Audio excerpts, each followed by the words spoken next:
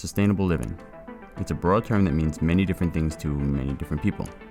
For some, it's to use less plastic, to ride a bike to work, or to use solar power energy. For me, I try to do my part to go green for this earth. I recycle as much as possible, take shorter showers, and I always bring my tumbler everywhere I go. But there's something I haven't done yet. Something that I want to try that's new. Something different. I want to go outside of my conventional thinking and try something that the whole world was talking about. I think I want to be vegan.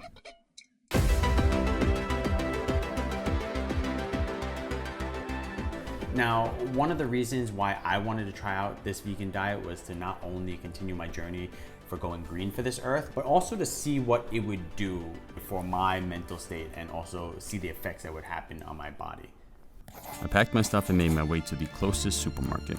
Now, since this is my first time being vegan, I had no idea what I was going to cook for the next few days.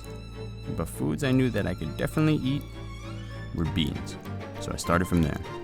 I also picked up lettuce, tomatoes, and other veggies to make a killer salad, fruits and nuts for when I'm hungry, and of course, vegan ice cream that's just, well, I like ice cream. I always hear people talk about how boring vegan food is, but I can't really say anything because I've never had vegan food. I mean, yes, I've had vegan food, but I've never really had vegan food the way it's supposed to be. So I looked into it, and I made a whole bunch of things during the first few days. I made avocado toast, cauliflower rice, roasted potatoes, but my favorite was hummus. Now, this is my favorite recipe. Okay, so we're gonna take 2 big tablespoons of tahini. Now, if you don't know what tahini is, it's pretty much just toasted ground hulled sesames, some cumin powder, a nice squeeze of lemon, a splash of water, and last but not least, 2 cloves of garlic. Give it a quick blitz, and while that is happening, drain a can of chickpeas. In goes the chickpeas. Give it a nice twirl one more time, and you're gonna want to taste as you go. And if you can see the consistency right now, it's a little bit too thick. I think it's a little too thick. It's still a little chunky. And I think what we can do is we can either put some water in it or put some oil in it and let it run for a little longer. Fresh, creamy, delicious hummus packed with healthy fats, loads of protein, and loads of fiber. And it's vegan, so that's great. Ooh, look, I think Beth wants some. Day 4. I think I'm doing something wrong.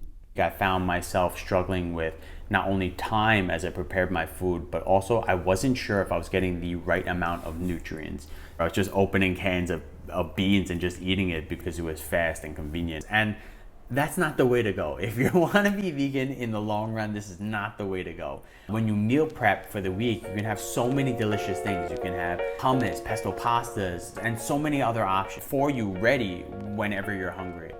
Now, actually, if you guys want, I can make a vegan meal prep video. If you guys are interested, let me know in the comments. But honestly, meal prep is the way to go. 100% meal prep is the way to go.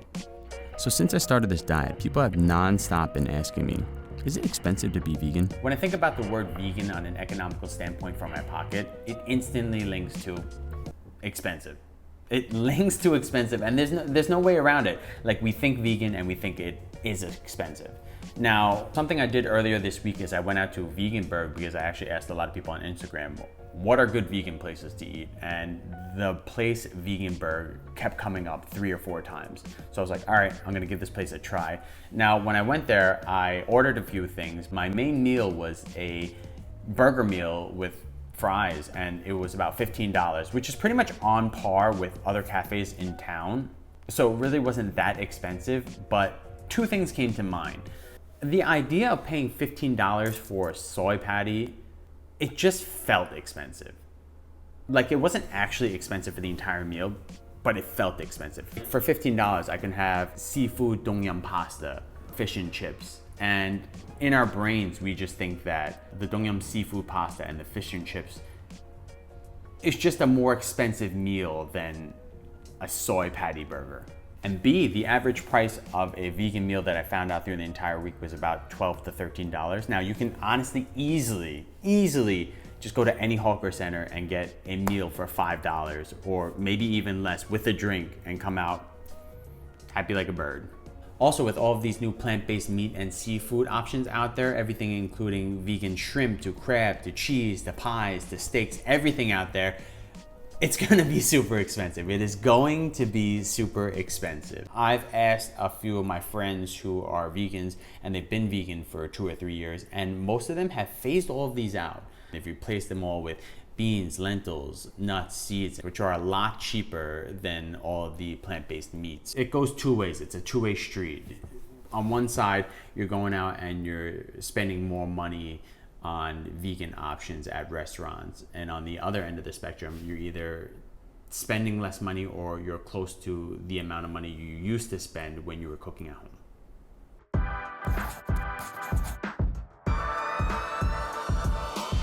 So I successfully finished my 1-week journey as a vegan, and I have to say, I had a really good time. I definitely have to say one of my favorite parts was that I have so much more energy throughout the entire day. I have so much more energy. I would wake up and I wouldn't feel groggy, able to wake up and go to the gym in the morning. I don't really get food comas, which is very interesting. Almost 90% of the time after eating, can't do this. This happens especially when I'm on set a lot.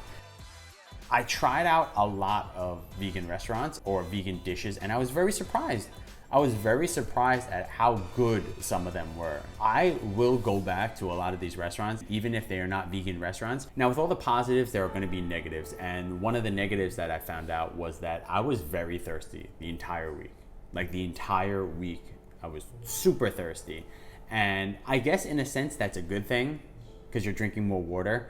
But it just really felt like a lot of the foods that I ate were, especially the plant-based ones, they were very salty. For some reason, they were very salty and I was very thirsty after eating them. So I think that's definitely one of the negative side effects. Also, I found it quite hard to socialize with some of my friends and family and coworkers and stuff like that, because you don't want to inconvenience people sometimes, especially if you're not too close with them. So going out to lunch or dinner with them, you either hope that the restaurant that you were going to had a vegan option, or you are paying $19 for a bean salad. So yeah, I think these two things were probably the hardest things I had to deal with throughout this entire week. Now, I know one of the biggest questions that's on everybody's mind right now is, am I going to continue being vegan? Now, here's the thing. I love all types of food. I really love food so much, and just having the ability to try out all different types of cuisines from all over the world, vegan or not vegan, I have to try them. I can't not try them. But what I want to say is that I will 100% eat more plant-based meals when I'm home. When I'm by myself, I will meal prep more plant-based meals so that I can eat them at any time. So it's going to be 50-50. It's going to be, if I have the ability and I have the possibility to eat more plant-based diets, plant-based meals, I will 100% do it. But sometimes if I'm on location at shoot, work on a show where I'm in the middle of the mountains and the only thing that they're serving me through the entire day is a chicken rice or whatever, I'm gonna eat it. I have no options. You know what I mean? But like anything that is possibly vegan while I'm at home and I can do by myself, I will definitely do that. Final words for you guys, do whatever makes you happy. If you want to become a vegan and you think that it's beneficial for the world or it's beneficial for yourself, then do it. If you feel that you are not interested in it, then that's your option. It doesn't really matter. You can just not do it if you don't want to. For anybody who is interested in becoming vegan, say definitely keep a positive attitude. Keep a positive attitude. People are gonna make fun of you. People are always gonna joke at you and poke at you and be like, "Oh, you're vegan now, huh?" But just remember why you're doing this. If it's for the earth, if it's for you, or you just want to try something new and try to accomplish something, always remember your start point and always remember why you're doing this. Another thing that I want to say is have fun. Have fun with it, okay? Go out and explore, try all these different flavors, try all these different restaurants. There are so many good foods that are actually vegan that really surprised me that I didn't even know were vegan. So this was definitely an exciting learning state for me. So guys, that is it for today. Thank you for watching. If you guys like this video, hit the like, hit the subscribe, hit the bell, the notification, so that you will know when new videos come out. And until then, guys, I will see you soon. Peace.